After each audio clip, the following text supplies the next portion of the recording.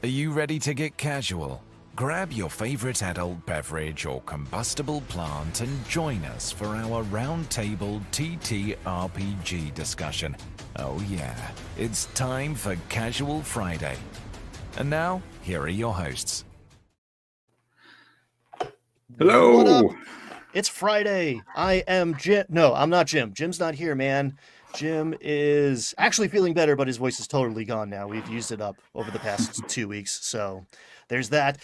Beside me, as always, is Healthy for Now, Mr. Wolf, the man who admits he was wrong, which is not something that happens very often on the internet. We're going to talk about it. We're also going to talk about some cool new stuff. Christmas is coming.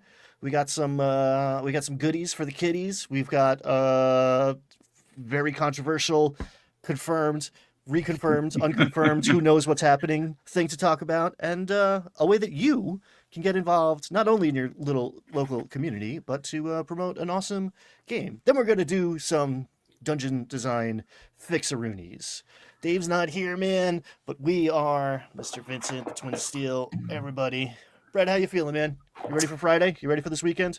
I'm excited.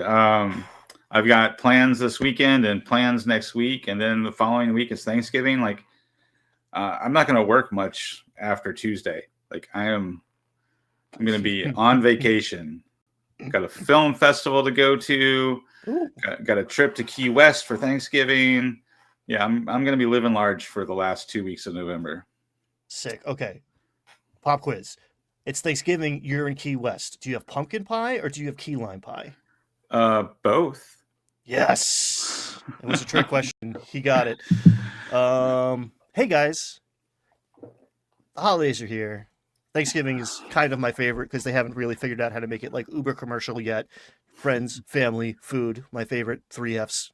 3 out of 4. I was going to say, wait a second, there's a fourth one there. Woo, fight or flight, right? That's what we're talking about. November 18th will be a great day for D&D fans because you can get journals. How do you feel about this one? I have a take, but in the DMG for 2024, they talk about how taking notes is a good idea, and if you're running a campaign, occasionally writing things down might be, smart, proactive. And now there's pretty dope art on books to do that. Do you like it? Do you hate it? How do you feel? I mean, I like it in concept. I think they're right that taking notes is important. I've been lucky. Most of my campaigns, I have a player who steps up and takes notes. My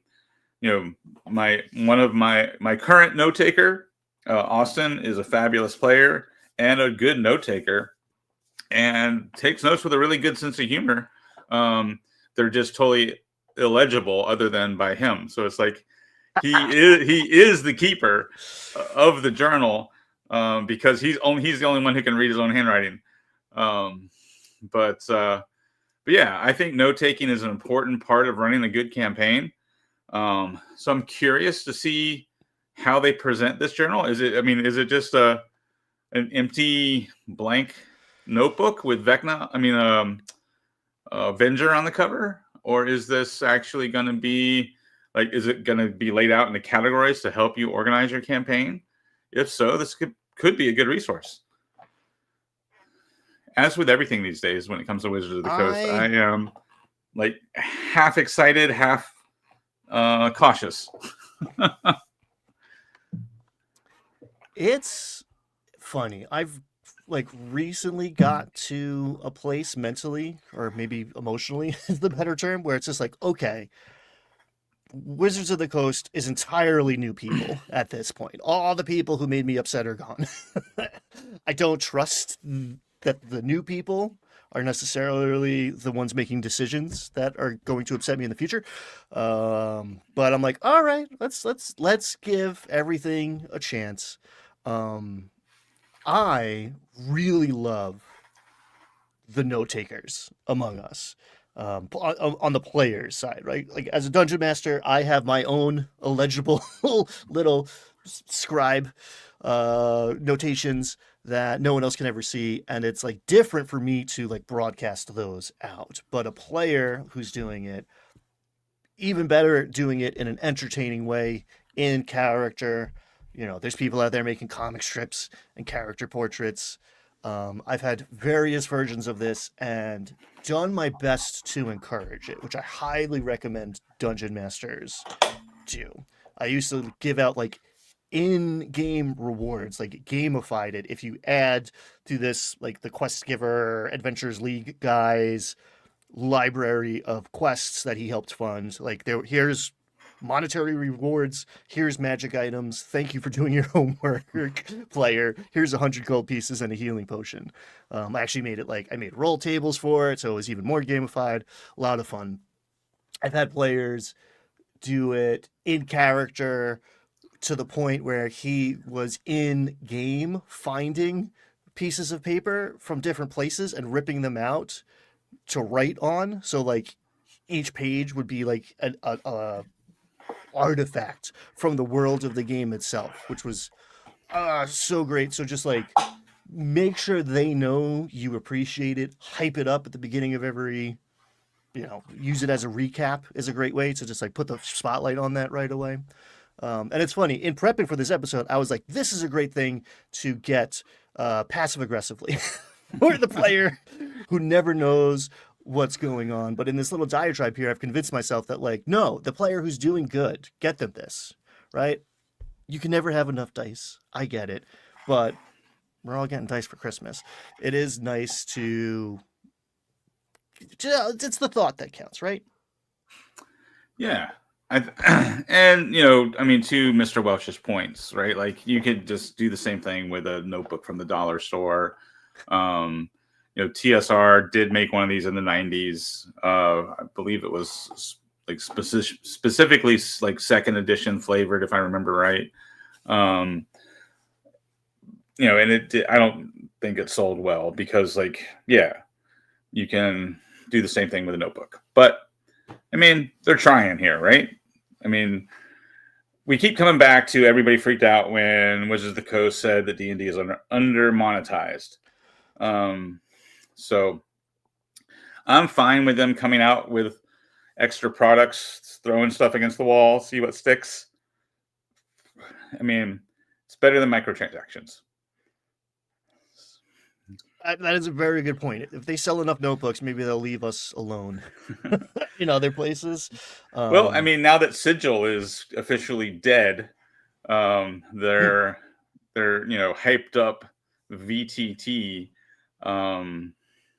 Yeah, I mean, what do we have to fear? Like, where are the microtransactions going to come from? I'm still a big advocate for getting players off of D&D Beyond, or at least not addicted and reliant on it. But yeah, it's interesting. Looping back to the chat conversation, I have bought myself like really nice notebooks in the past, and then I'm like afraid to use them, right? It's like the fancy dishes in a cabinet growing up that was only for when company came over or whatever. It's like, no, I want the cheap one with the weird cat on the cover. Give me the dollar store one. And I will be completely free in my expression within it. Here's a bad transition.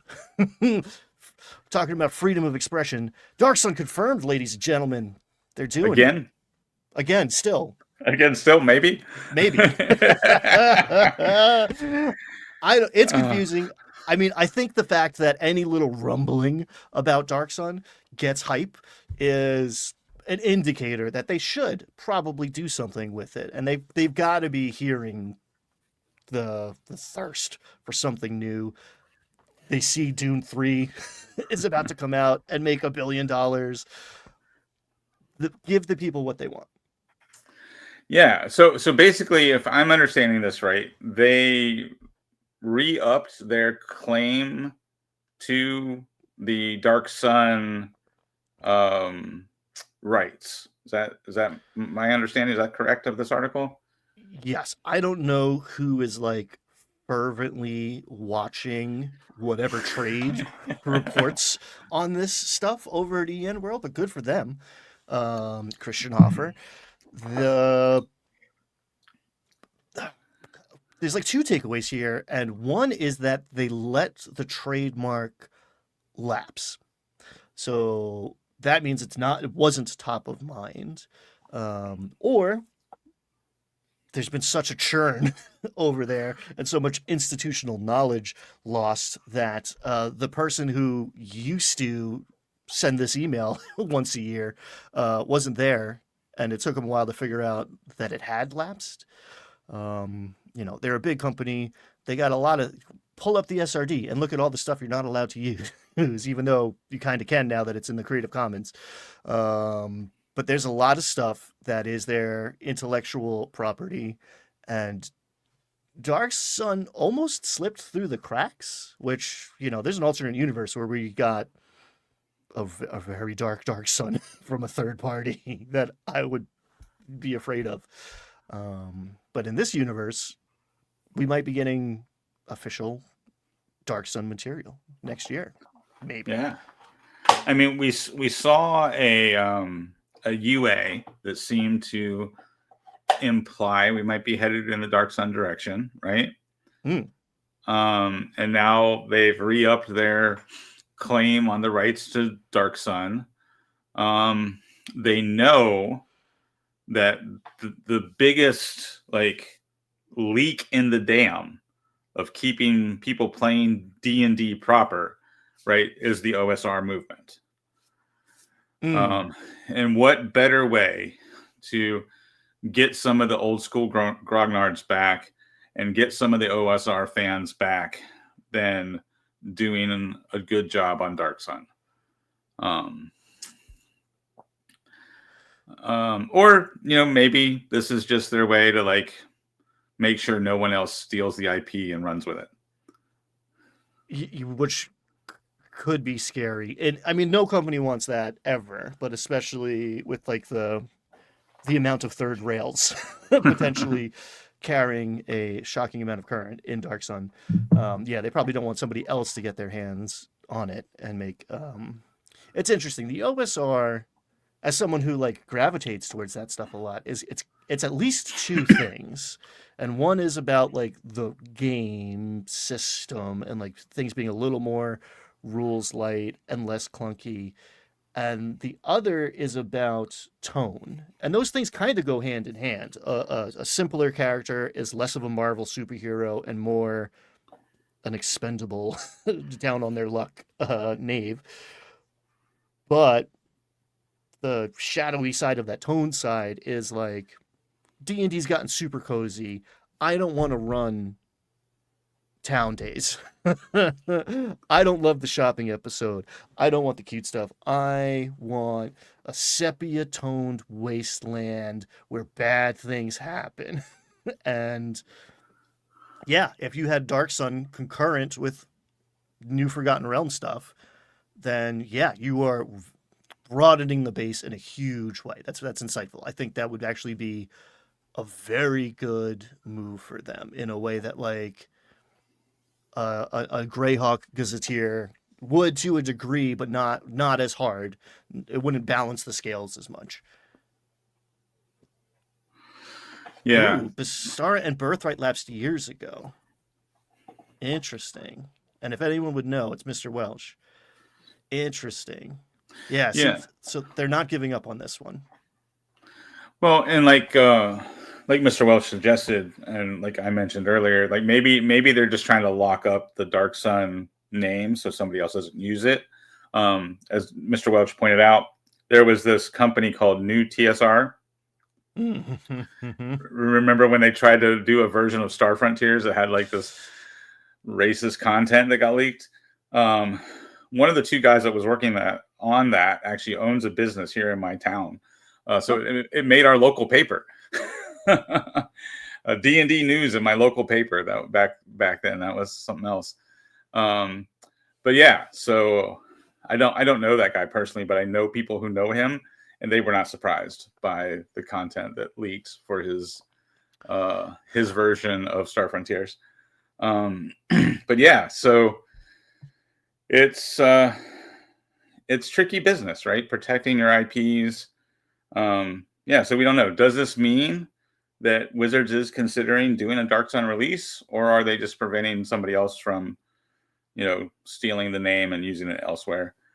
I would say though, if you want something that's kind of Dark Sun themed, the Hubris setting, there's I forget who makes it. There's a campaign. I'm trying to remember I can't remember if it's systems as an agnostic or if it might actually be for Dungeon Crawl Classics. But there's a campaign setting called Hubris, which is very dark, very sinister. It's not specifically desert, but it gives me a lot of Dark Sun vibes. It came out probably 8 years ago, I want to say 7-8 years ago. But Hubris is a OSR campaign setting that definitely gives me Dark Sun vibes. Cool. Yeah, because honestly, I like variety. I get bored with whatever. Like I'll do a Cozy Town day for a session or two. The better to burn it down later. But the desert on the other side of the planet could be Dark Sun. I mean, Dark Sun there's a little more to it than that, so that's a little trickier. But like a lot of what's going on in this desert hellscape could be just in the same thing, a short Zeppelin's ride away from whatever vanilla thing you got going on. So speaking of like OSRE things and dopeness, Shadow Dark. Brad, you're currently running a Shadow Dark campaign. You finished a Shadow Dark campaign recently. Where are you with Shadow Dark these days? We're still in the middle of our Shadow Dark campaign. I actually backed Shadow Dark's newest Kickstarter, so I'm looking forward to getting all the expanded content for Shadow Dark. But yeah, this is a cool way to encourage your friendly local game store to carry Shadow Dark. You can go on here, sign up, and give the information of your friendly local game store to Arcane Library. And Arcane Library is compiling a list of friendly local game stores that they want to do a push out to those local stores to support their products in the local store so that you can get your Shadow Dark content and support your local businesses at the same time. I think it's a really great idea. We are in such a digital, interconnected yet disconnected world here, hurtling towards a Dark Sun-esque universe. Man, there's something nice about a physical book. Like you can tell, I like paper. I like flipping pages. My eyes eventually start to melt out of my brain when I read on a screen all day. I also like having a third space to go to, and they are in very short supply these days. So for literally $5, and then I'll spend another 10 on snacks and soda and stuff. I can go down to my friendly local game shop. So this is a great way to support a super cool independent creator, who's the company at this stage, and your friendly local game shop. Bring those people together, and who knows, because you filled out a form for a couple minutes, some kid might see Shadow Dark on a shelf and be like, what is this? And never be the same again because of that totally not a beholder on the cover. And you can help make that happen.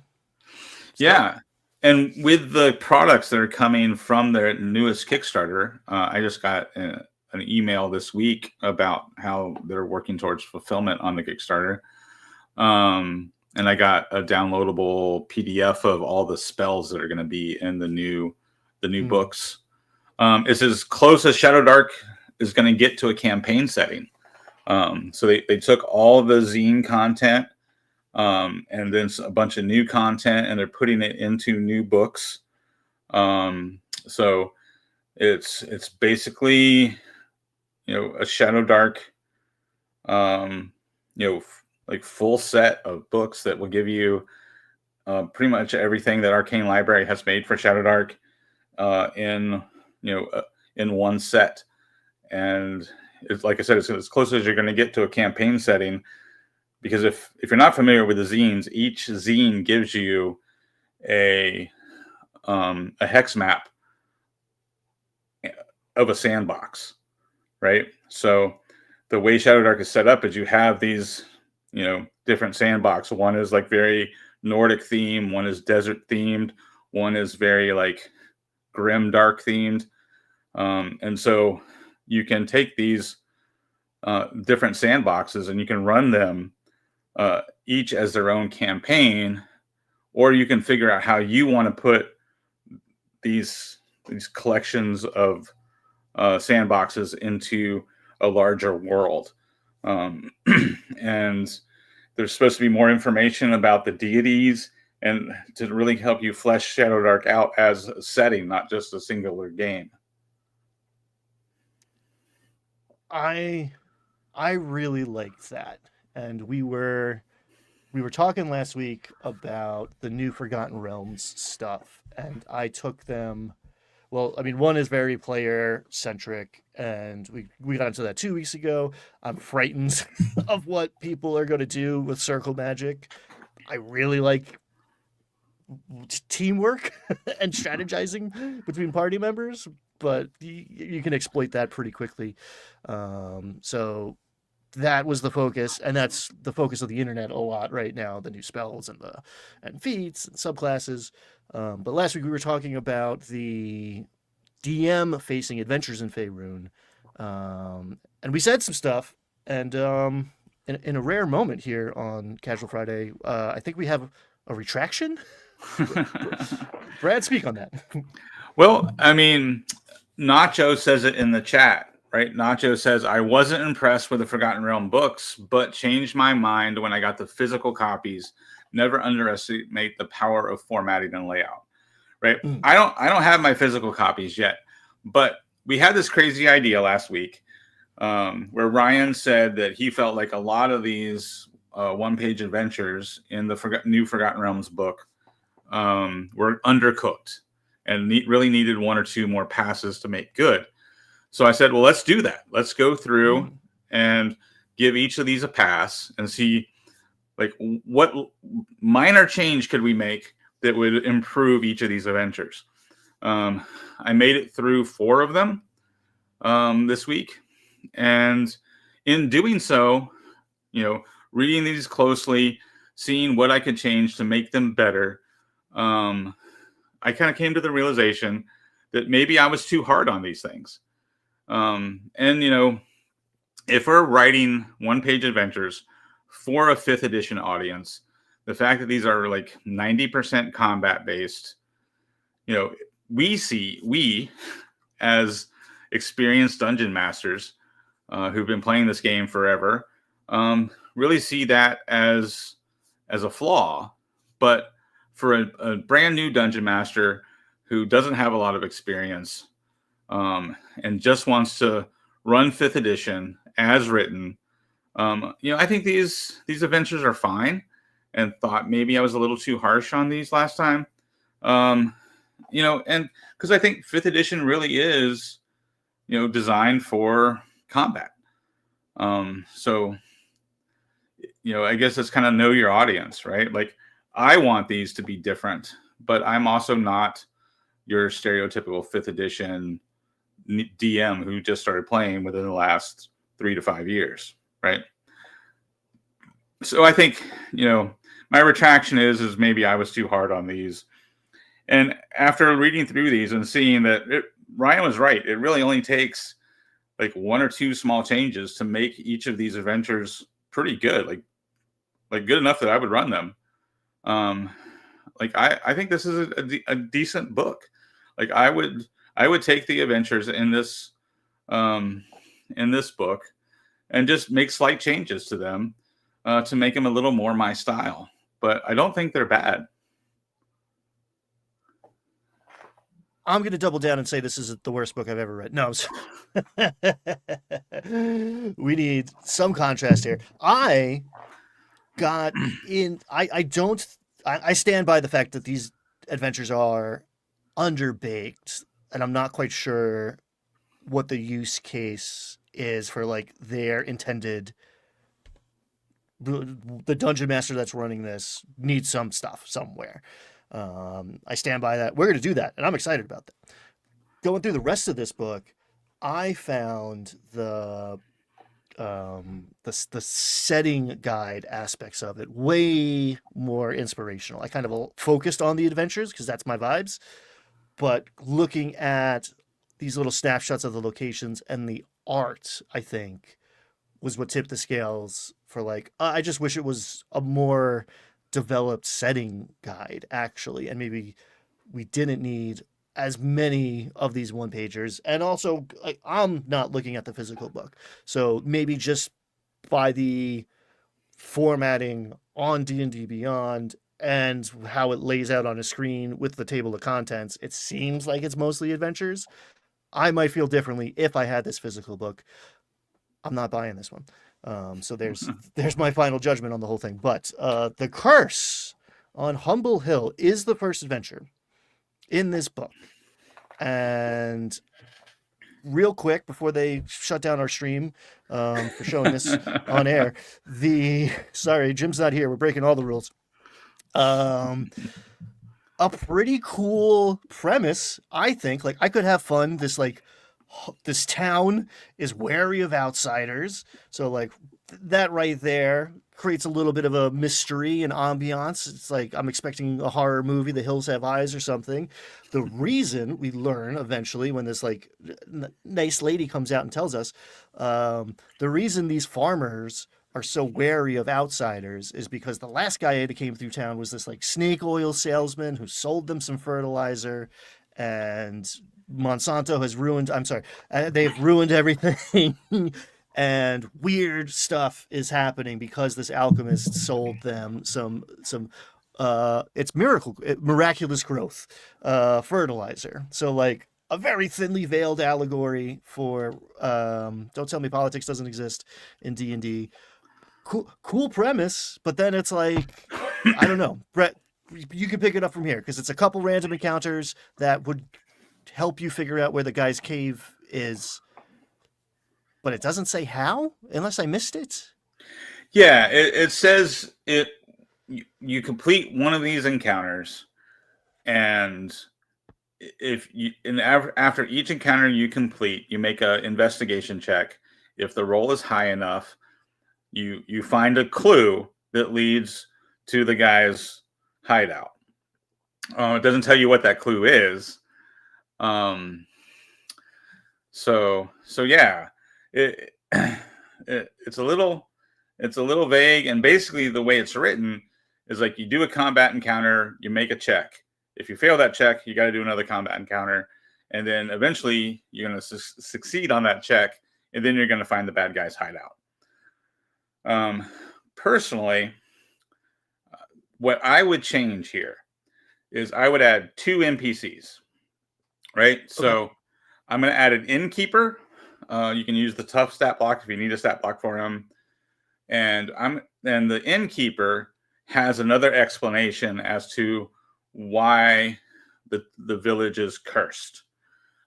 He says that not only did this halfling alchemist come through town and sell a bunch of this magic fertilizer, there was also a druid woman who came through and was telling people's fortunes. So the priest in town blames the alchemist that's referenced in this adventure, but I'm adding an innkeeper who blames this soothsayer, right? Who came to town telling everybody's fortune. So there's 2 different explanations as to why the town is cursed. And that gives your players options. Right. So now it's an investigation. Which one of these 2 people are the bad guy? And then what you do is you take your 4 random encounters, 2 of which involve mutations. So encounters 2 and 3 involve mutations. And if you encounter one of those, that leads you to the alchemist layer. If encounters 1 and 4 involve like mushroom creatures, one of those encounters leads you to the soothsayer druid, right? Now you have 2 different ways to interact with 2 potential bad guys. Is it this druid woman, or is it this alchemist man, which of these two are the real bad guy? Which of these two are responsible for the curse that's affecting the town? That makes the story a little more dynamic and requires a little more investigation on the player's part.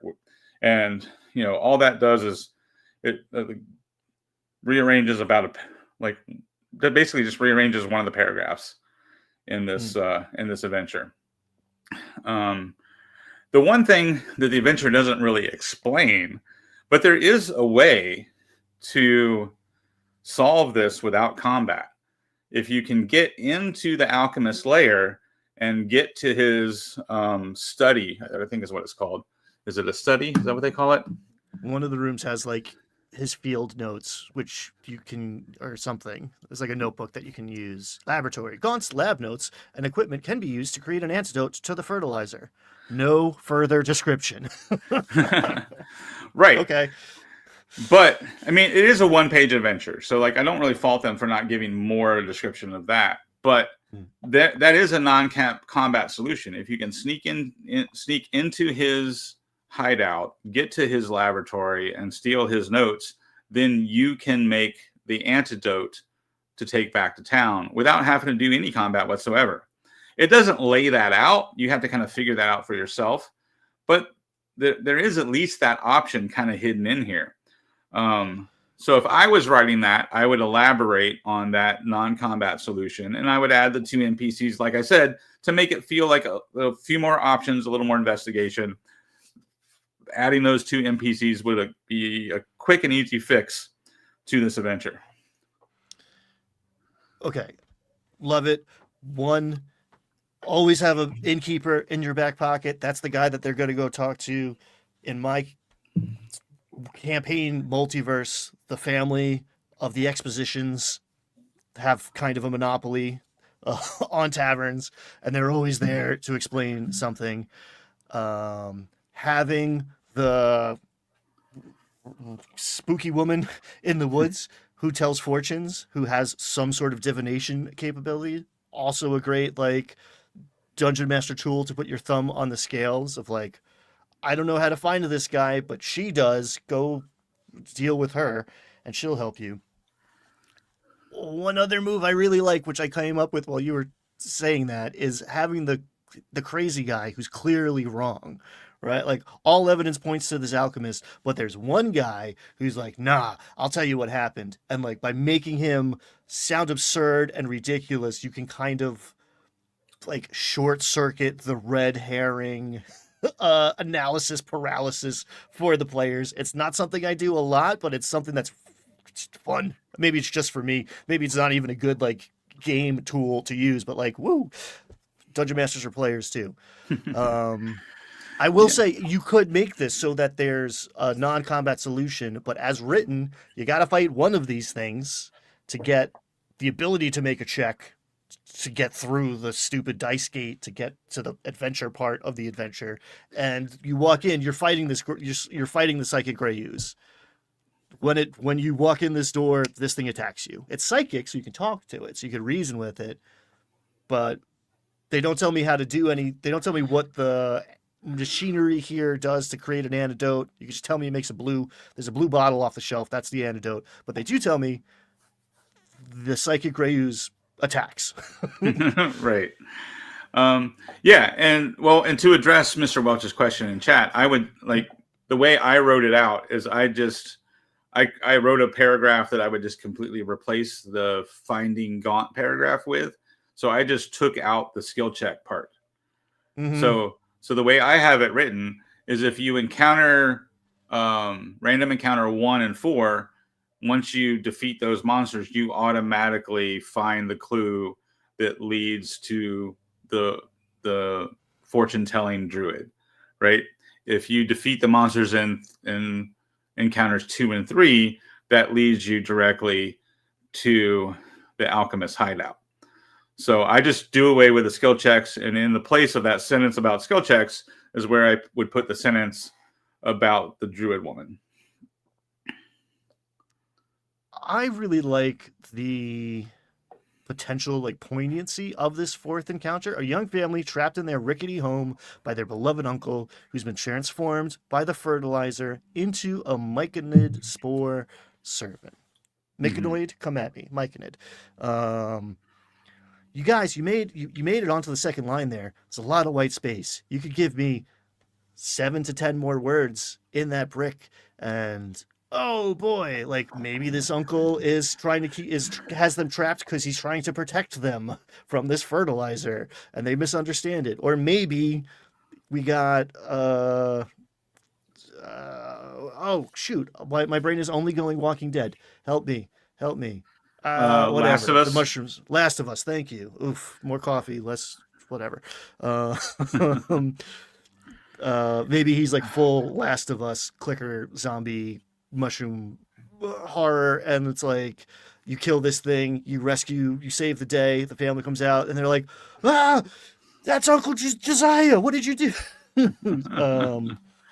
So yeah, I don't know. Just give me just a tiny bit more. Just give me a tiny bit more on all of these. And like, I don't know, man. Maybe I'm greedy. Maybe it's my own preferences. We got Brad here to do it for us. So that's cool. Any closing notes before we move on to the robber barons? Well, to riff on that idea that there may be some way to redeem these like mushroom corrupted creatures, is maybe you just have a note in here that all of these creatures are vulnerable to radiant damage. So if you drop them to 0 hit points using radiant damage, the original creature survives, and they are healed from the curse.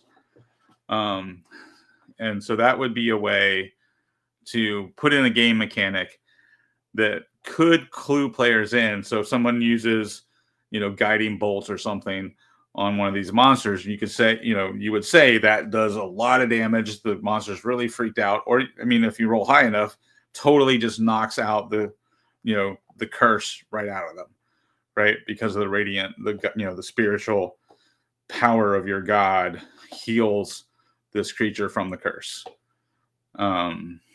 Thank you. You've healed me. Unfortunately, the princess is in another castle. Love it. Right. But yeah, there's a lot you could do with it. And honestly, that's what a good DM does. And that's really why I don't review adventures. I don't do adventure reviews. Because I've never run an adventure as written. Because I made myself, I've run 5th edition as written to really see how it works.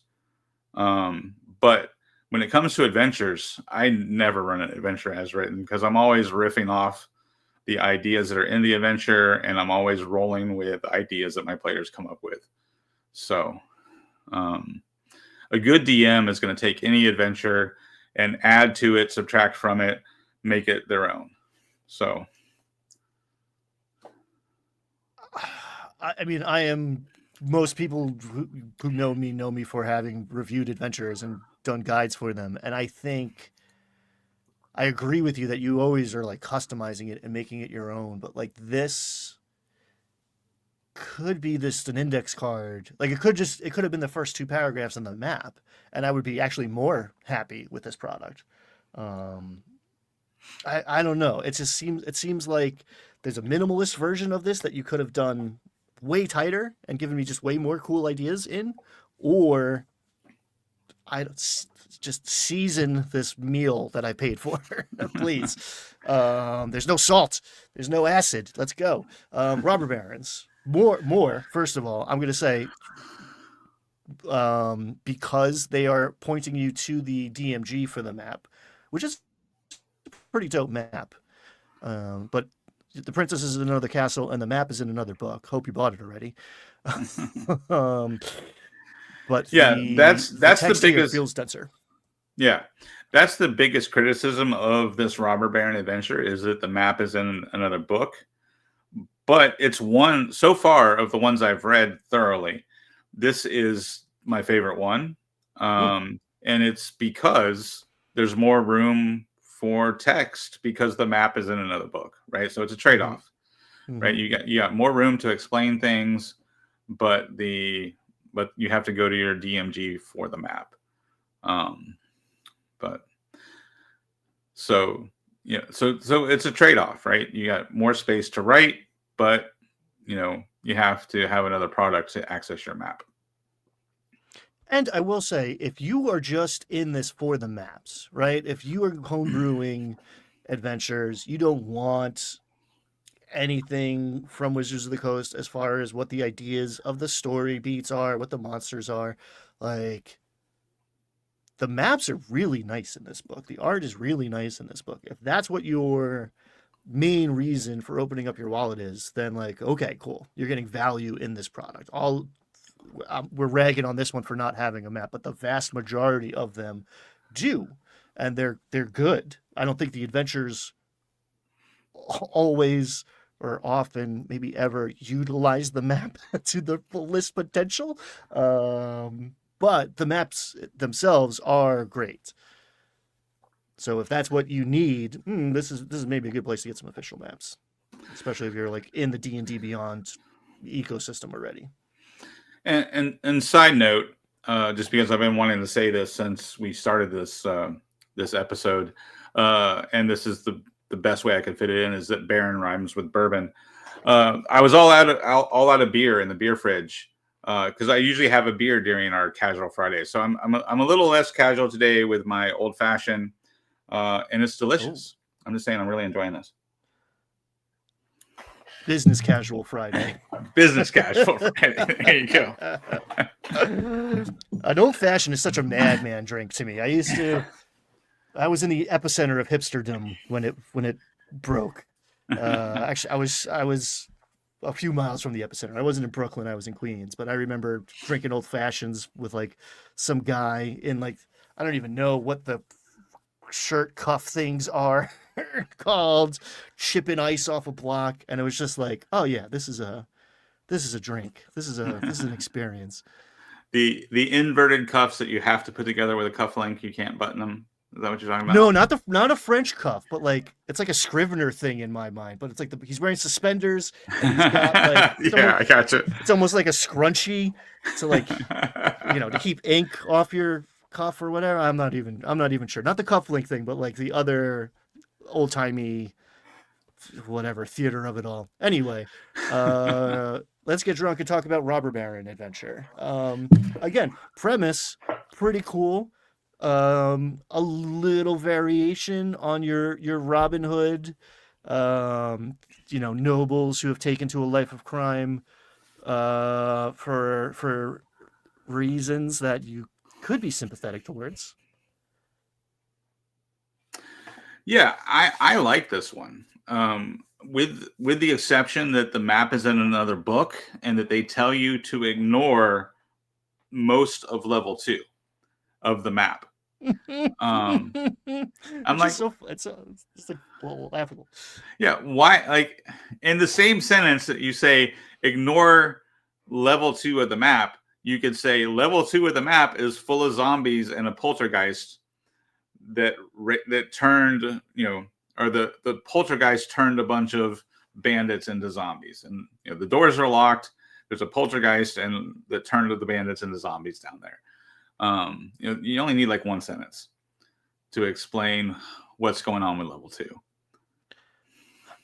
And unless I misconstrued it, because I've done this before and been wrong, but I'm usually right when I'm like, this doesn't match up. They talk about utilizing the secret exit on level 2. Like there's an alternate way into this place, and it's on the level that they've erased. So it's like, pick one. Like, what are we?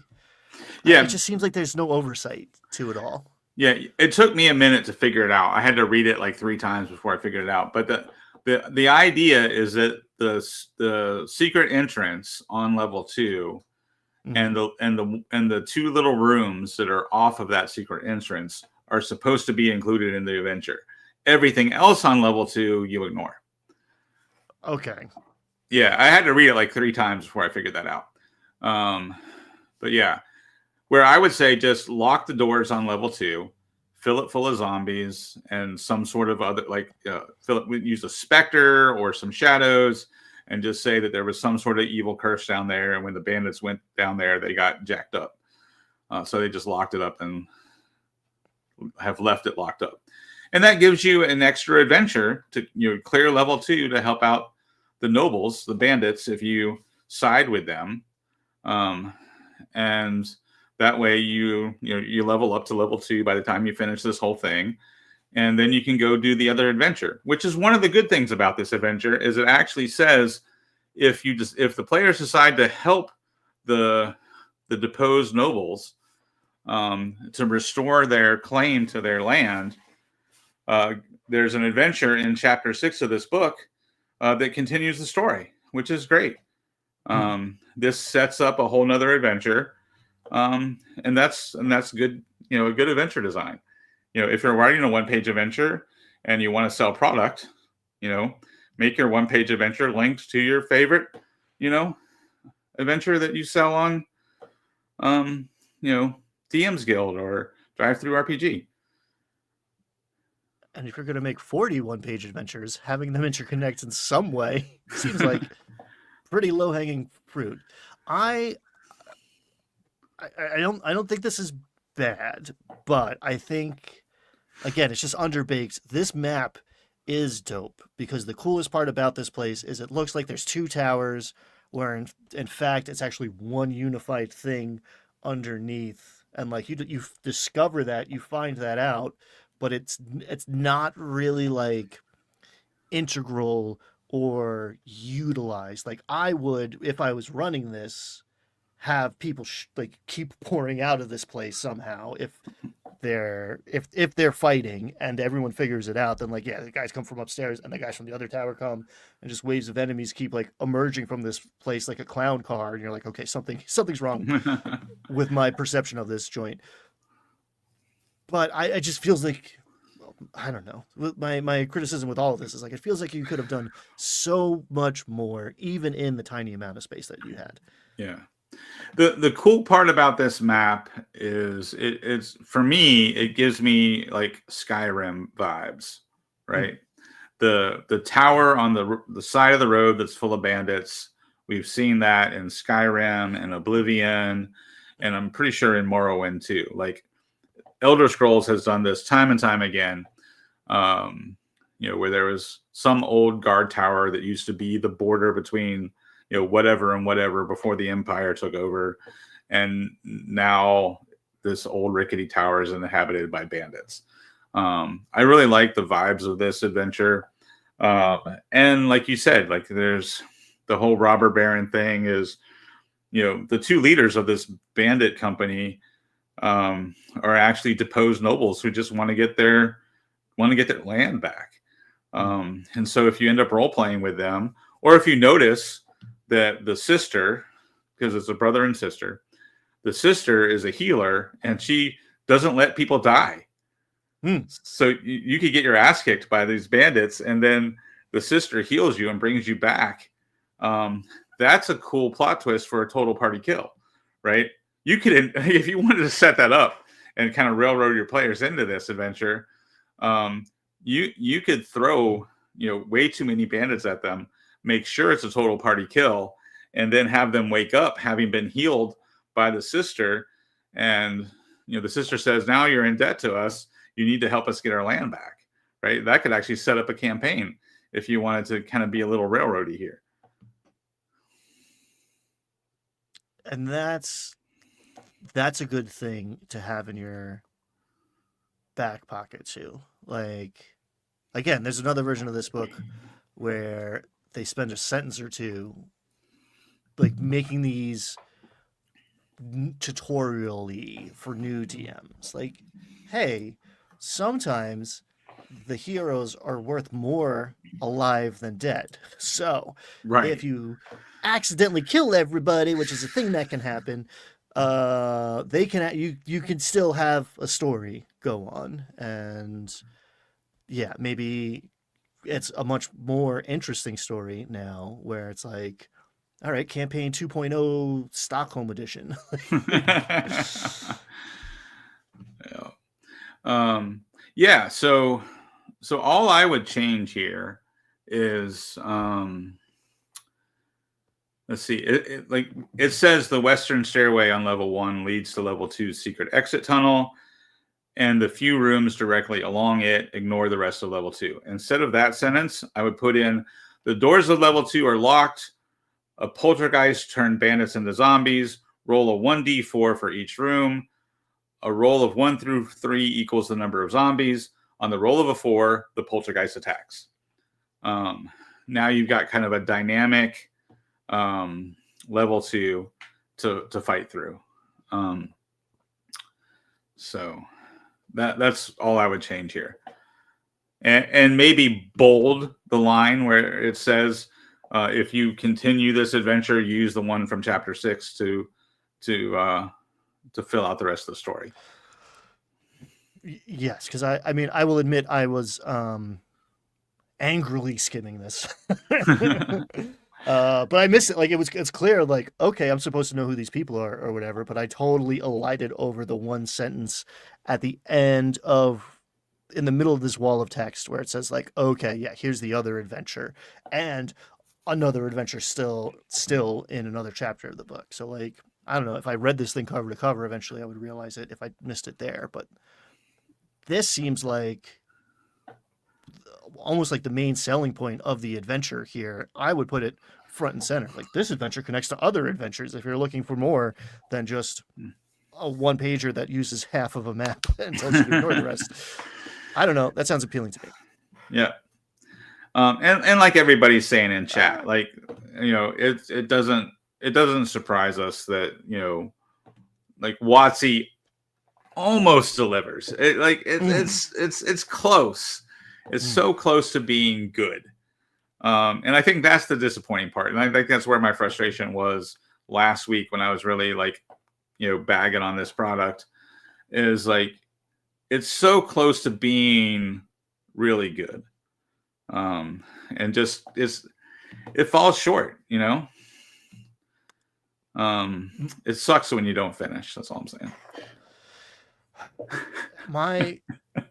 My favorite part of this, and they do it so they could have been doing it the whole time. They're mastiffs here. Cool. Always interesting to throw a dog in the mix. Dude, they keep a lax watch. It's unstable. Oh no, I've lost the line. But there's somewhere where they're like, the guards are probably playing with the dog. They're complaining. They're socializing. They're playing with the dog. It's like, oh, cool. Flavor.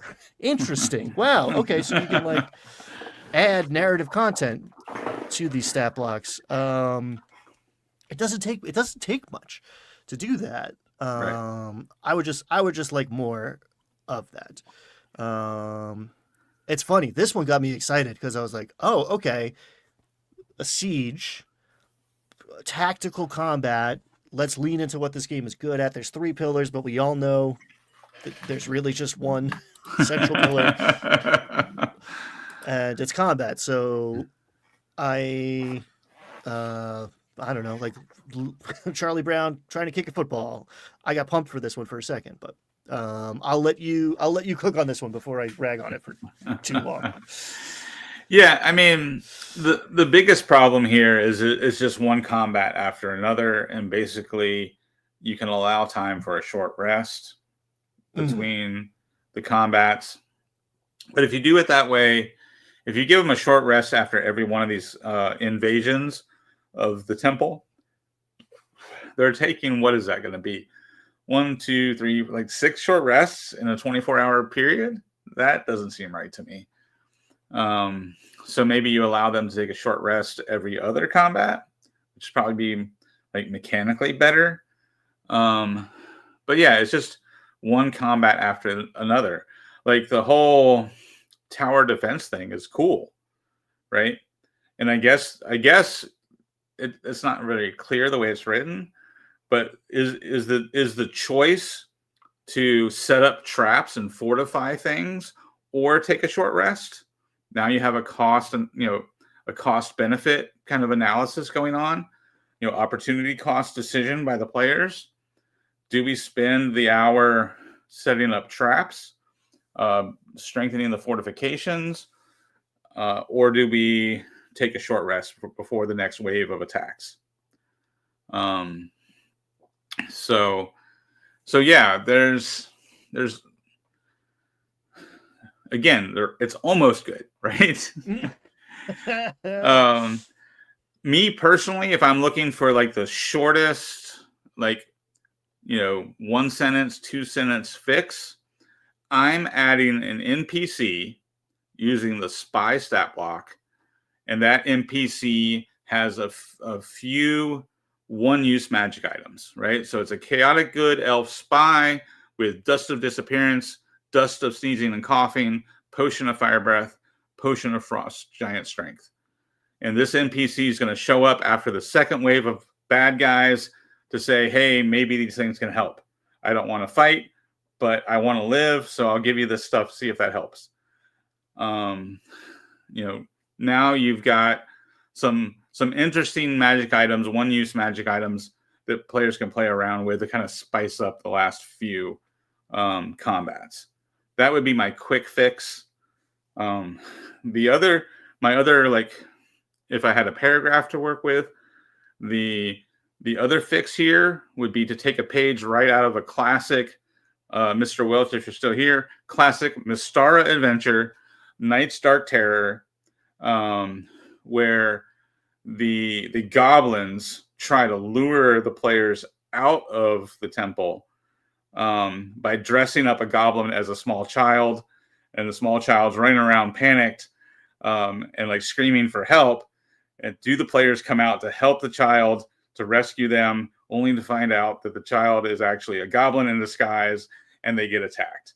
I would steal a page right out of that classic adventure just to switch things up and make this a little more dynamic. I love that idea and have just stolen it. Yeah, I just something. I mean, here's room, right? Here's plenty of space to do something with these 4 low difficulty encounters. You want a more difficult? Okay, cool. Combine them and have them attack at the same time. Like, I don't know. They should be if they're trying to assault.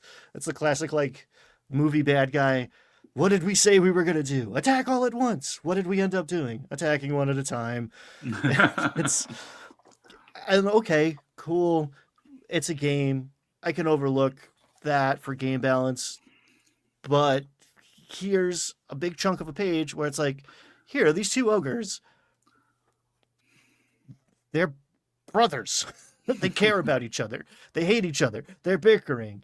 One of them's in a dress for some reason. Like, something. Give me anything other than 4 goblins and a boss attack. And then hobgoblins attack. They've got a ward. It's like, okay, like, why? Okay, cool. Thank you. I have the monster manual. That doesn't have much flavor in it anymore either.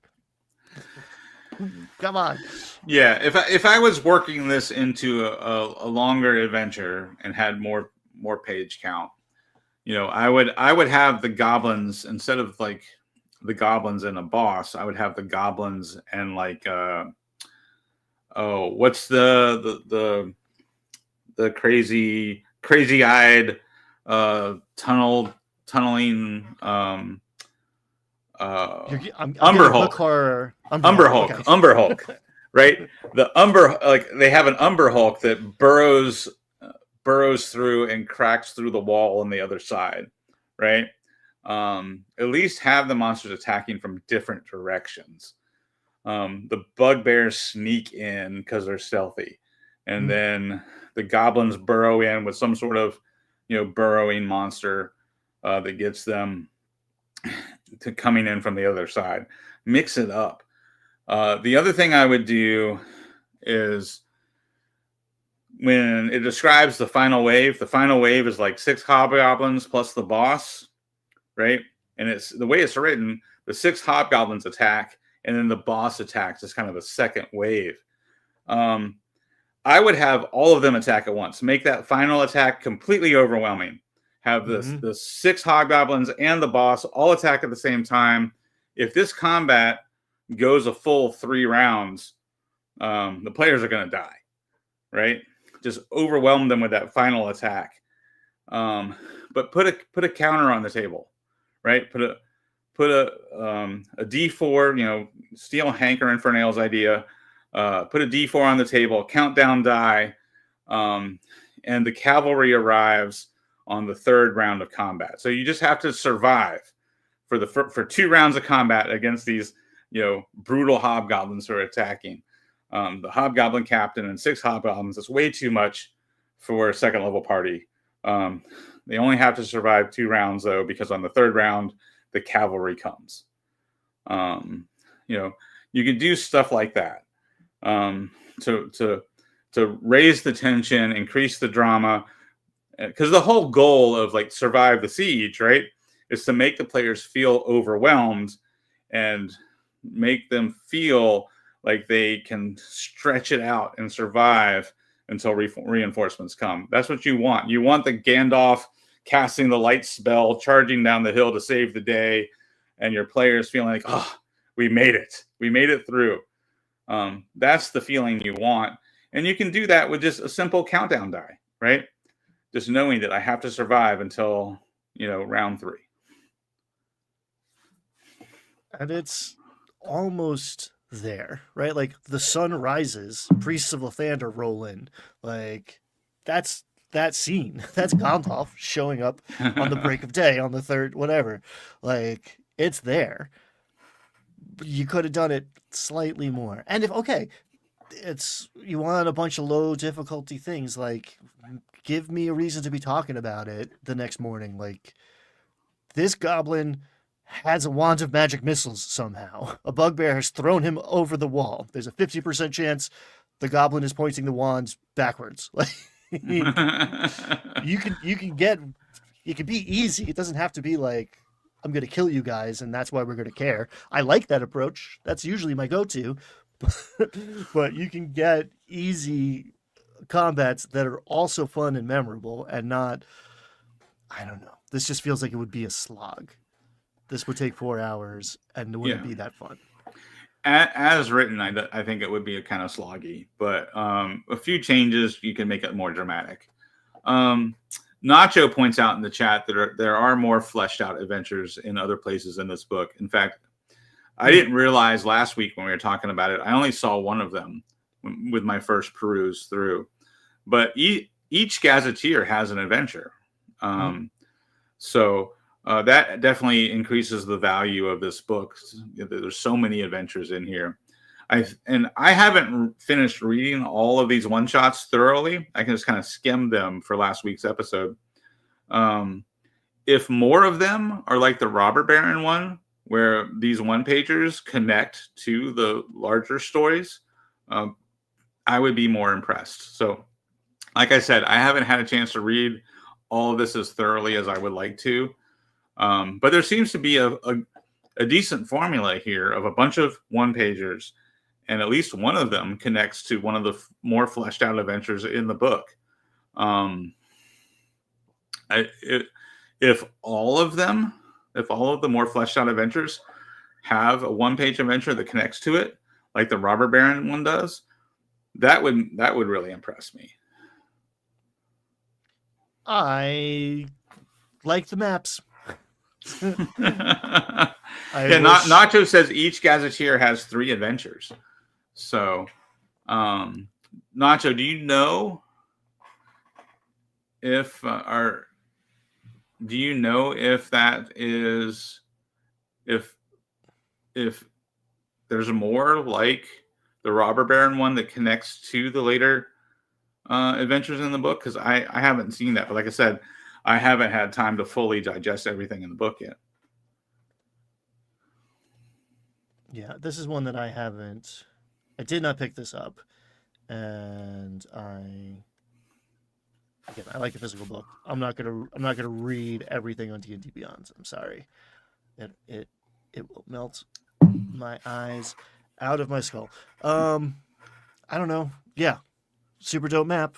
Wish there were things going on in the rooms, but if I wanted to make an adventure out of it, I would grab this map Bingo bango. You want to do one more? We got a little bit of time. You want to talk about the Weeping Goddess? Yeah. I did have a bit of a fix for that. Okay. The premise of this one,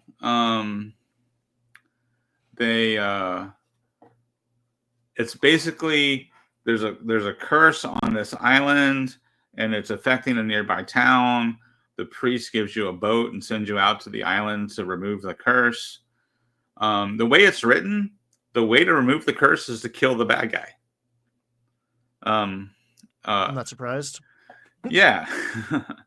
But it actually explains that the bad guy is trying to remove the curse on his followers, right? The bad guy is a priest and he has these Kenku followers, and we know Kenku are cursed, right? So the goddess Shar, if I'm remembering right, Shar has cursed the Kenku, and he's trying to remove the curse on his Kenku followers. I mean, technically, if as written, his alignment is evil, but we don't know that. He's just trying to save the people he cares about. He wants to lift the curse on his Kenku followers. And, you know, D&D has the mechanics to do that. There's a remove curse spell. So the way the adventure is written is you have to fight through the Kenku, get to the center of this temple, and kill the priest. And if you kill the priest, that removes Shar's curse. And that improves the quality of life in the nearby village. But what if you go into this and you role play with the priest and find out that he just is trying to take care of his worshipers, and there's a way to go find a remove curse scroll, and you go get the scroll, cast it on the cursed temple, and you free the Kenku without killing anybody. You could put on the other side of the island, you could have the priest say, hey, I had this scroll. I was planning on using it to remove the curse. The scroll was stolen by the ogres. There's 3 ogres living on the other side of the town. They attacked us. They stole our food. They stole our remove curse spell. Can you go defeat the ogres for us? Now you have a choice, right? Do you just want to kill the priest because you think he's evil and the other priest said he was? Or do you want to go fight the ogres, get the scroll, come back, and cleanse the temple with the remove curse scroll, right? Options. So you can simply do that by saying there's another way, find the scroll, go fight the ogres, or whatever other monsters you have cool miniatures for. Yes. Because that's how we decide what monsters are going to be in our next game, right? The adventure says there's ogres, but if I have these cool Etten miniatures that I really want to use, I'm going to turn those ogres into Ettins because I want to use my cool new Etten miniatures, right? Whatever it is. I know I'm not the only one who does that. Come on. No, we do it on the daily. Yeah, man. So the first, like I would like this better as an index card than a full page almost, because like the plot hook, the idea, there's a statue on an island, it's crying, everybody's forgetting stuff now, things are bad here, and it is these Kenku, which I find very interesting to run as a DM. I really like the whole like mimicry thing. I'm just like writing down every word the players say and playing my own Dungeon Master version of Scrabble, I guess. I don't know, but like these are the words I'm allowed to use now to convey whatever meaning I want, and do the players figure out what's happening here? I don't know. I love that. But the idea that they are collecting sorrow to appease this god that sucks, but they're beholden to, like, interesting premise. All right, kill these guys. Why did you need 600 words to say that? You could have said so many other things that are interesting. Cool. All right, I guess. I don't know. I'm still confused about who this is for, and I've been trying to like examine my biases, because it's like, okay, I've got a lot of experience. I have developed tastes and preferences. A lot of this is subjective. cool. This is for new people coming into the game. I don't think it's great for new people either. Like, I think without having like a Brad Wolf to show up and be like, you know what would be cool? This. I don't know. I think it would be disappointing. I think it's like, oh, I'm doing something wrong because I did my best to use this recipe, and what I baked didn't taste very good. I guess I'm not a good baker. I mean, that's a valid point, right?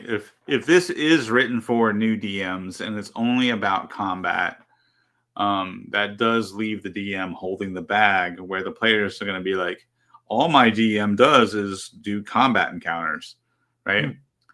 This doesn't do a great job of teaching DMs how to give players choice and how to, come up with options when the players fail at a thing that the adventure says they're supposed to succeed at, right?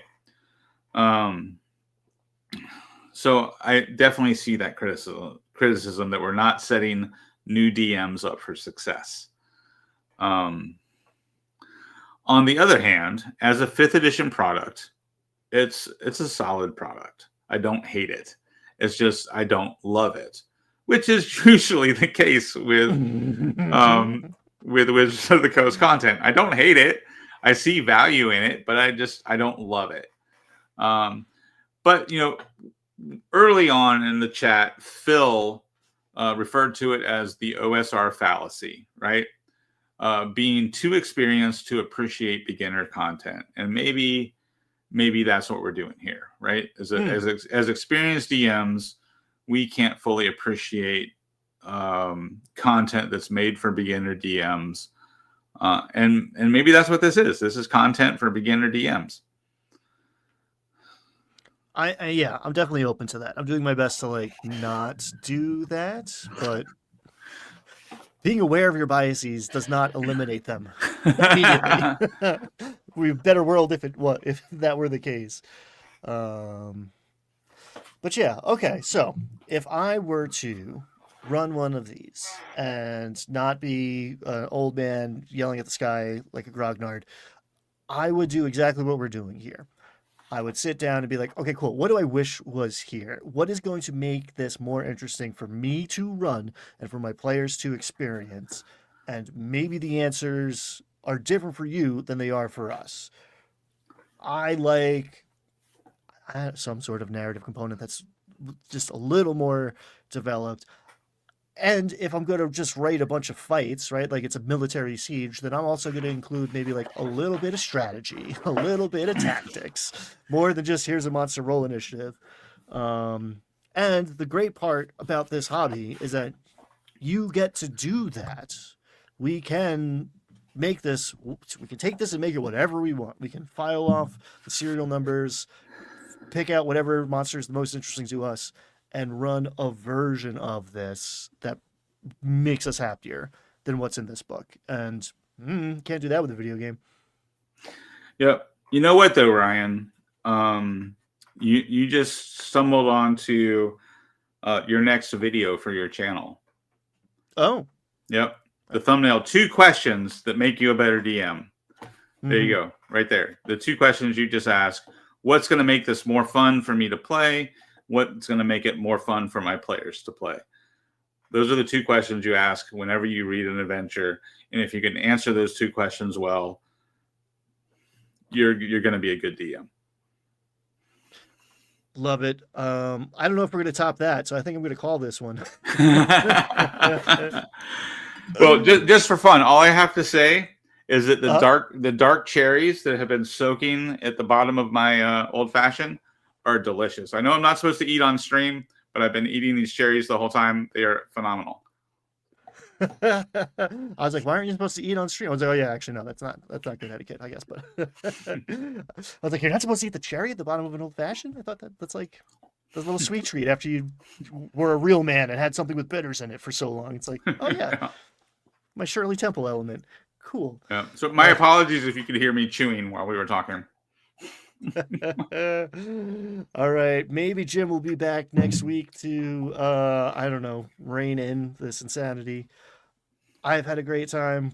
I'm gonna go make that video because Brad's the boss. Thanks everybody. Brad, any final parting wisdom before we shut her down? Yeah, I mean, I like Phil's OSR fallacy idea. Just realize that as an experienced DM, it's really easy to criticize content that's made for new DMs. So let's make sure we're not inadvertently gatekeeping the hobby by bashing on new products that new DMs might actually like. I think that's kind of how I felt after last week, and I wanted to come back and put a little more positive spin on things.